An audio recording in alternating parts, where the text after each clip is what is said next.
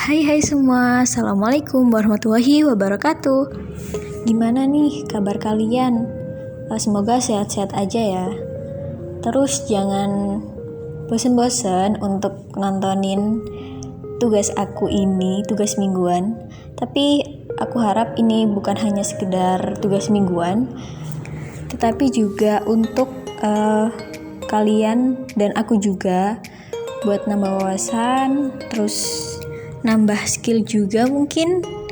Ya, kita di sini sama-sama belajar aja sih. Oke, kita ke materi. Untuk minggu lalu, aku membahas tentang perkembangan bahasa reseptif. Dan kali ini aku akan membahas tentang bisa dibilang perkembangan yang selanjutnya atau yang kedua, yaitu bahasa ekspresif. Oh iya, sebelum ke pembahasan, seperti biasa, aku minta like dan komen dan subscribe mungkin dari kalian agar aku tambah semangat gitu. Ya, terima kasih yang sudah like, komen, dan subscribe. Semoga Allah membalas kebaikan kalian. Amin. Oke deh, tanpa berlama-lama lagi, aku langsung aja ke materi, yaitu perkembangan bahasa ekspresif.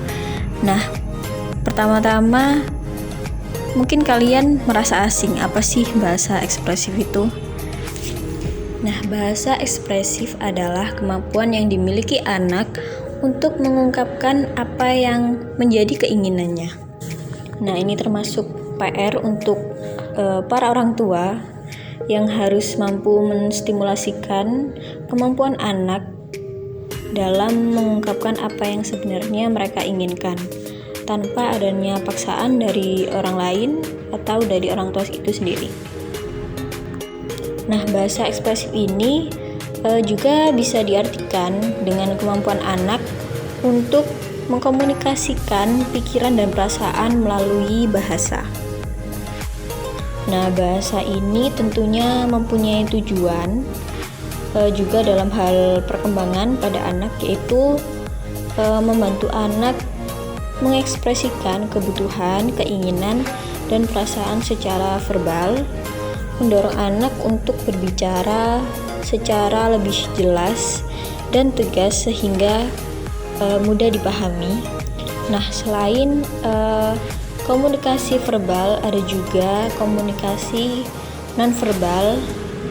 Dan komunikasi nonverbal ini mempunyai tujuan juga, yaitu membantu anak untuk mengekspresikan perasaan dan emosinya melalui ekspresi wajah. Kemudian mendorong anak untuk menggunakan kontak mata ketika berinteraksi dengan orang lain. Dan yang berikutnya, membantu anak-anak belajar untuk mengirim sinyal komunikasi nonverbal dengan selaras dengan pesan verbal. Nah, tentunya perkembangan ini mempunyai tahapan usia yang berbeda-beda, yang antaranya perkembangan bahasa ekspresif pada anak usia 0 sampai 12 bulan, yang kedua pada anak usia 1 sampai 3 tahun, dan yang terakhir pada anak usia 3 sampai 5 tahun. Oke, kita akan membahas yang pertama dulu, yaitu perkembangan bahasa ekspresif pada anak usia 0 sampai 12 bulan. Nah, pada usia ini biasanya jika ada suara-suara di dekat maupun jauh dari mereka, jika terdengar akan mencari sumber suara tersebut, dan mereka akan memulai membedakan suara percakapan dengan suara lain. Nah, pada perkembangan ini juga anak juga sudah memulai mengenal suara-suara anggota keluarganya yang ada di rumah dan benda-benda yang ada di sekitarnya. Merespon suara yang didengar dengan mengedipkan mata atau mengangkat tangan. Nah, ada juga menoleh saat namanya dipanggil, dan di tahap ini anak sudah melihatkan gerak-gerik yang cukup baik dalam perkembangan bahasa ekspresif anak, dan sudah menunjukkan adanya tindakan. Mulai memahami beberapa kata, sekitar 20 kata yang bisa mereka pahami. Nah, ketika usianya bertambah, yaitu yang tadinya hanya bisa memahami sekitar 20 kata, anak akan lebih memahami lebih banyak lagi kata, dan itu sekitar 50 kata, dan ada penambahan kata dalam usia ini dengan sebelumnya. Nah, tak hanya itu, anak juga mencoba mengulang suara yang diucapkan oleh orang dewasa atau sekitarnya pada saat mereka berkomunikasi. Nah, yang selanjutnya yaitu perkembangan bahasa ekspresif pada anak usia 1-3 tahun. Nah, pada usia ini anak memahami instruksi lisan tanpa perlu dicontoh gerakan atau ditunjukkan bendanya. Yang contohnya ambilkan pensil, ambilkan remote, dan lain-lain. Dan anak tidak berusaha untuk menyampaikan informasi tambahan atau menunjukkan sikap frustasi ketika dia tidak memahaminya. Dan pada usia ini juga anak mulai menunjuk dengan tepat gambar atau benda-benda familiar saat ditanya, misalnya mana yang namanya apel, mana yang namanya pensil, dan lain-lain. Dan anak itu langsung menunjukkan, oh ini apel, ini pensil, ini remote gitu. Dan yang uniknya lagi, pada usia ini tuh anak sangat menikmati cerita yang kita sampaikan. Cerita yang paling menarik bagi anak bisa misalnya dongeng atau tentang makanan maupun hewan, dan dongeng-dongeng cerita legenda yang dikemas dengan yang tentunya menarik gitu. Nah, selain itu perkembangan di usia ini tuh sering dianggap sebagai periode paling cepat pertumbuhan bahasa atau kosakatanya, dan kata baru yang diperoleh sehari-hari yaitu 200-300 kata. Kosakata sosial.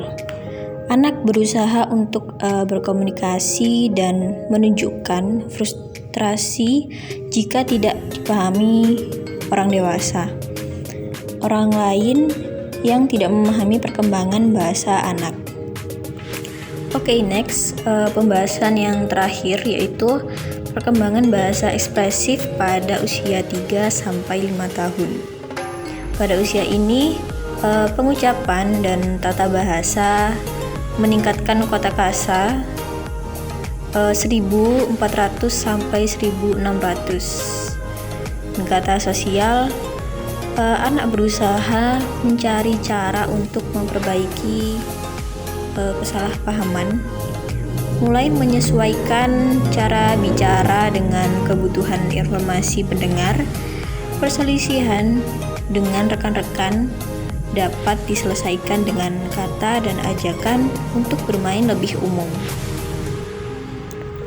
Nah, pada usia ini kompleks atau kalimat tata bahasa benar, kemudian menggunakan kata ganti, menggunakan kata kerja masa lalu, sekarang, dan masa depan.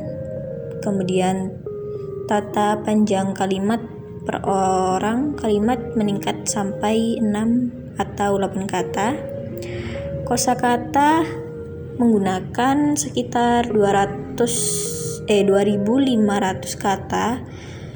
Kemudian mengerti 6.000 respon sampai 25.000.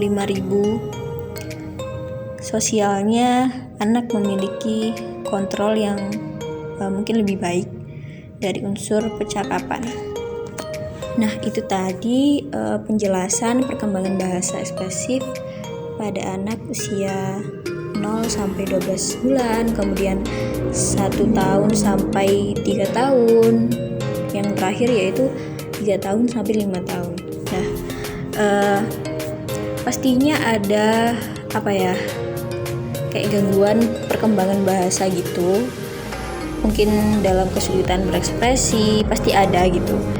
Dan apa sih tanda-tanda kalau anak mempunyai gangguan tersebut? Yang pertama yaitu belum mengoceh konsonan vokal berulang di usia 9 bulan, kemudian belum mengeluarkan suara kombinasi konsonan vokal di usia 6 bulan, terus belum memanggil mama atau papa atau sebutan lain yang umum yang sering keluarga atau orang lain komunikasikan dengan dia, kemudian belum memahami perintah atau pertanyaan sederhana di usia 18 bulan. Kemudian ada juga yang belum memiliki lebih dari 3 kata bermakna selain panggilan orang tua di usia 18 bulan. Nah, orang tua perlu ingat bahwa setiap anak memiliki fase perbedaan perkembangan yang berbeda-beda.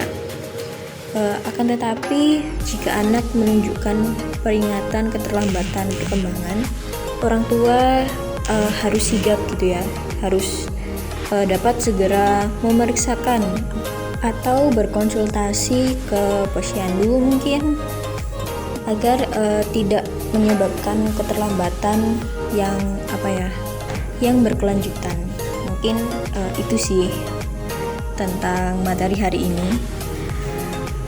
Semoga bermanfaat, dan minta maaf kalau misalnya ada kekurangan baik secara tulisan ataupun lisan.